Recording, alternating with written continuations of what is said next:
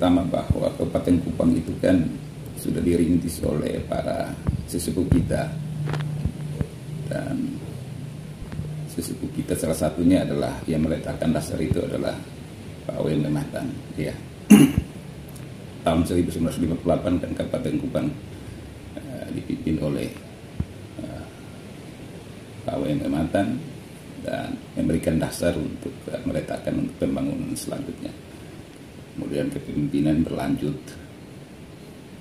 lalu sampailah pada Pak Korinus Masneno pada hari ini. Jadi dari Pak W.M. Matan sampai Pak Meda, kemudian ke Pak AITTG, Pak Korinus Masneno, dan kita akan mengikuti perhelatan tahun 2024. Oleh karena itu, kalau kita lihat perkembangan Kabupaten Kupang dari tahun 58 sampai hingga saat ini, maka perkembangan yang terjadi menurut saya secara pribadi harus ditingkatkan, diperbaiki dan ditingkatkan, ya, karena pembangunan itu sifatnya dinamis, ya.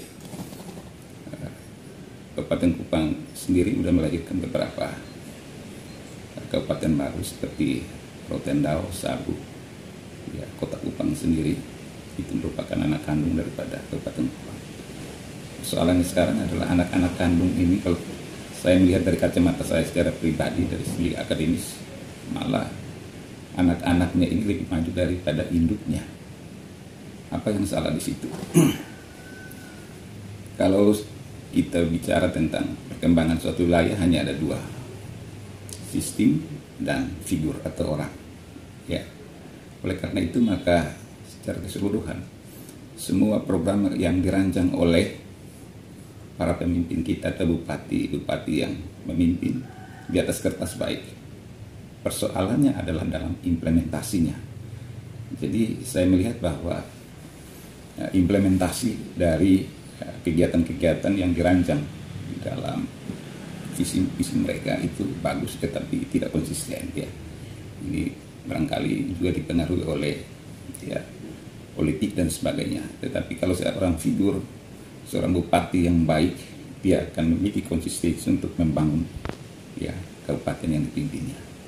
Ya, karena itu maka coba kita lihat atau melihat perkembangan kabupaten 5 tahun terakhir. Pak Korinus Masneno kan menggadang revolusi 5P. Apa yang terjadi dengan revolusi 5P? Ya, revolusi 5P yang dilakukan tidak optimal. Konsepnya bagus, tapi penekanan aksentuasi di dalam penerapannya itu kurang. Ya, karena itu maka hal-hal yang berkaitan dengan artinya realisasi pembangunan 5 tahun ke depan harus diubah. Saya memberikan contoh yang sederhana, dan ini barangkali berulang kali kalau saya ketemu orang, saya coba lihat wajah Kabupaten Kupang dari segi kantornya. Kantornya itu tidak representatif sebagai pusat ibu kota kabupaten. Dan karena itu maka seorang pemimpin dia harus memperbaiki dari dalam dan luar. Kalau seandainya wajah Kabupaten Kupang tidak bisa ditata dengan baik, apalagi, ya, jauh dari kabupaten, ya, interaksi pembangunannya itu akan jauh lebih tertinggal atau tidak diperhatikan. Oleh karena itu saran saya kepada, ya, figur-figur yang nanti 2024 akan maju, mereka akan memberikan, ya, penekanan terhadap pembangunan masyarakat sehingga bisa meningkatkan atau bisa mengakselerasi, ya, ketertinggalan yang selama ini dilakukan oleh pemimpin sebelumnya, ya. Jadi perlu diperbaiki hal-hal yang merupakan faktor penekanan untuk mengakselerasi pembangunan, begitu. Jadi semua rancangan pembangunan yang di dalam program 5 tahun itu sudah bagus, tetapi bagaimana aksentuasinya, ya, untuk mengakselerasi ini, ya, penekanan untuk mengakselerasi ini. Contoh, Kabupaten Kupang itu sangat potensial, ya. Kalau bicara revolusi 5P, salah satu sektor adalah sektor peternakan, ya. Kalau seandainya sektor peternakan ini dikelola secara baik, ya, maka dia akan memberikan dampak terhadap, ya, banyak hal. Dia akan memberikan dampak terhadap standing, ya. Dia akan memberikan terhadap pendapatan dan kesejahteraan masyarakat. Kalau seandainya misalnya sektor peternakan perikanan ini bisa dikelola dengan baik, maka orang misalnya akan memelihara ternak, akan menjual ternak, lalu menggunakan hasil penjualan itu untuk kesejahteraan ya keluarganya. Kalau kita lihat sektor peternakan dalam revolusi 5P secara keseluruhan, sektor peternakan itu memberikan kontribusi terhadap Kabupaten Kupang paling banyak, ya, dibandingkan dengan ya sektor yang lain. Ya. Oleh karena itu harus diberikan perhatian khusus ya terhadap sektor peternakan, sehingga kalau membangun peternakan itu kan harus membangun dari hulunya, ya, bagaimana pakannya harus disiapkan secara baik, bagaimana kalau itu tidak dilakukan tidak mungkin, ya. Pabrik pakan harus ada, ya, sentra peternakan harus ada, ya, harus memperhatikan kualitas ternak apa segala macam, ya. Itu harus diperhatikan secara baik, sehingga bicara tentang sektor peternakan bukan kita bicara tentang menjual ternak, tidak bisa seperti itu. Tapi bagaimana kita mempersiapkan sektor ini sehingga bisa menggerakkan semua, ya, dari aspek hulu sampai aspek hilir. Jadi bagaimana kita mempersiapkan supaya memelihara ternak, apa yang perlu disiapkan sampai kita menjualnya untuk menghasilkan ya pendapatan yang baik untuk kita meningkatkan kesejahteraan kita. Nah, kalau seandainya sektor ini diberi perhatian secara baik, maka dia akan memberikan efek terhadap misalnya stunting. Bicara tentang stunting ini kan bicara tentang kecukupan gizi. Kita bicara tentang protein, asupan protein, ya. Kalau asupan protein terhadap orang atau anak-anak itu baik, maka dia tidak kekurangan protein, pertumbuhannya akan bagus, gitu. Nah, hal ini harus diperhatikan. Jadi kalau dulu Pak Victor bilang harus memperhatikan protein dibandingkan dengan karbohidrat, saya setuju itu, ya. Saya setuju karena apa? Karena ya protein dalam kehidupan itu sangat penting untuk pertumbuhan. Kalau seandainya orang jadi memperhatikan karbohidrat, berarti kecerdasannya ya juga akan kurang. Kalau protein itu dia berguna untuk memperbaiki otak apa segala macam, sel-sel yang rusak dia. Jadi kalau seandainya kita perhatikan misalnya telur, menghasil telur, susu, ya kita berikan daging, ikan baik, maka dia akan menghasilkan generasi yang bagus, ya, generasi yang bagus. Dan karena itu maka hal ini harus diperhatikan dengan baik.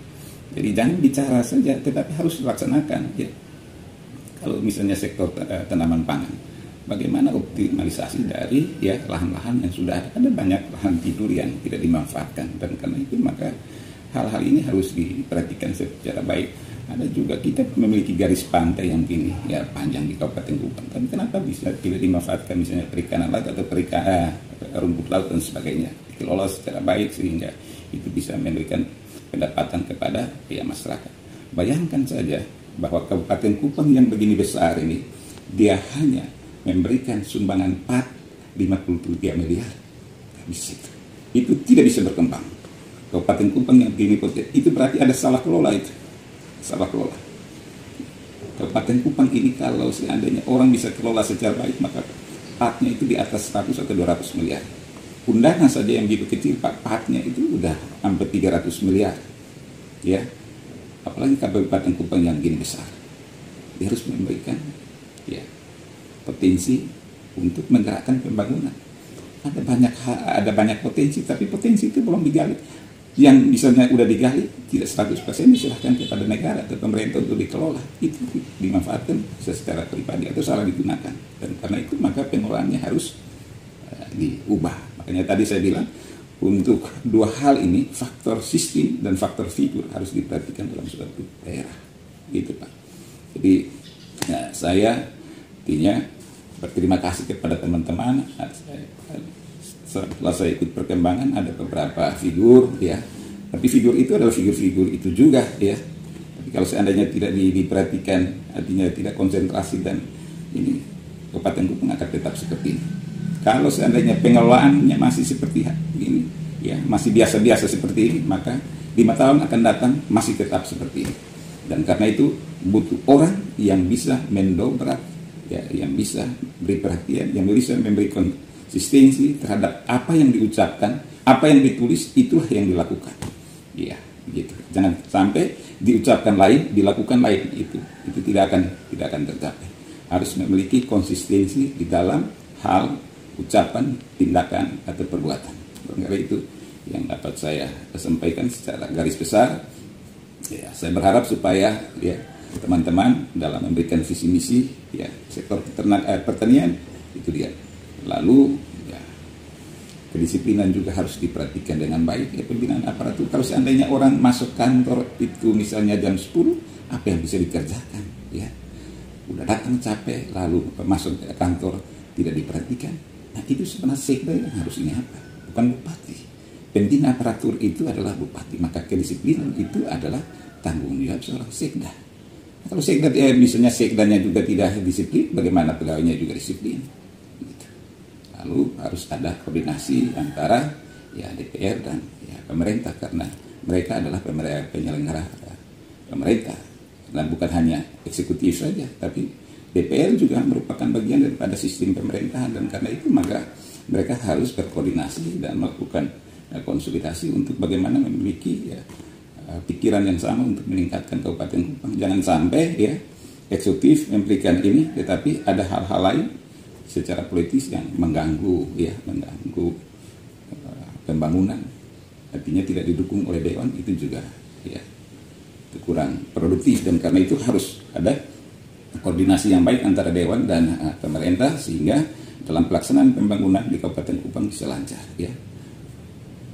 Menjadi seorang pemimpin itu bukan ada di kantor. Menjadi seorang pemimpin itu bupati harus turun ke ya masyarakat supaya melihat ya bagaimana ya situasi di masyarakat. Dengan adanya dia melihat situasi di masyarakat, berarti dia memiliki tanggung jawab untuk memperbaiki atau apa keluhan masyarakat. Tapi kalau bupati di kantor, ya wakil bupati di kantor apa yang mau didapat? Tetapi setelah ada itu, tentu semua ini berpulang pada uang, ya uang. Nah, bagaimana? Kalau seandainya kabupaten-kabupaten lain bisa, kenapa Kabupaten Kupang tidak bisa? Ya melakukan koordinasi dengan pemerintah pusat, sehingga kalau seandainya ada anggaran kurang, berarti harus memberikan justifikasi atau alasan-alasan yang kira-kira meyakinkan pemerintah pusat untuk membantu. Jadi tidak semua hal itu, semua hal pembangunan itu merupakan tanggung jawab pemerintah daerah, tapi juga merupakan tanggung jawab provinsi dan ya pusat. Kalau provinsi itu adalah perpanjangan tangan daripada pusat. Nah, bagaimana koordinasi kabupaten dengan provinsi untuk melakukan ini? Ya, dan kalau seandainya provinsi misalnya kurang apa, berarti langsung kurang memberikan kepedulian, berarti langsung ke pemerintah pusat. Tetapi dengan alasan-alasan yang ya bisa dipertimbangkan oleh pemerintah pusat agar mereka membantu. Ya, jadi hal-hal itu harus dikerjakan oleh bupati yang akan datang. Kalau seandainya itu bisa dilakukan, maka ya bisa memperbaiki wajah Kabupaten Kupang. Program itu jangan terlalu banyak, Pak. Orang kalau program banyak, dia 5 tahun tidak ada legasi. Tapi dia kalau konsentrasi pada 1-2 hal sektor sebagai leading sektor, maka kalau dia 5 tahun memimpin, maka dia akan meninggalkan legasi, Pak. Dia legasi. Tetapi kalau seandainya dia semua mau ini, itu tidak semua mau dikerjakan, maka tidak akan ada legasi pada 5 tahun kepemimpinan. Itu tidak berarti bahwa sektor lain tidak penting. Sektor lain penting, tetapi prioritas pada apa-apa yang perlu dikerjakan sehingga memberikan legasi terhadap kepemimpinan seorang bupati. Ya, 5 tahun dia memimpin. Gitu. Kalau itu tidak bisa dilakukan, tidak usah jadi bupati. Tidak usah jadi bupati. Ya, saya secara pribadi, Pak, artinya orang akademik, banyak orang yang menelepon saya untuk menjadi bupati. Tapi saya bilang mereka, saya tidak punya uang. Partai politik banyak, Pak. Kemarin baru saya ketemu dengan sehingga di Nasdem sana. Nasdem pada telepon, saya bilang, Nasdem tidak ada. Saya bilang tidak bisa. Saya tidak memiliki, saya punya pikiran, saya punya otak untuk apa, saya punya pengalaman, tapi saya tidak punya uang. Karena menjadi seorang bupati ada 3 hal yang perlu dipersiapkan. 1, otaknya harus bagus. Dia harus punya pengaruh dan relasi. Tetapi harus punya uang untuk melakukan operasional di dalam melakukan sosialisasi, dan itu tidak kita punyai. Dan karena itu kita dorong teman-teman yang memiliki ya kemampuan itu, kompetensi itu, agar mereka bisa bertarung, dan nanti keluar 1 orang. 1 orang itu Tuhan sudah persiapkan mereka, dan kalau seandainya terpilih, maka ya masyarakat Kabupaten Kupang yang merupakan pusat untuk mereka perbaiki kehidupannya ya.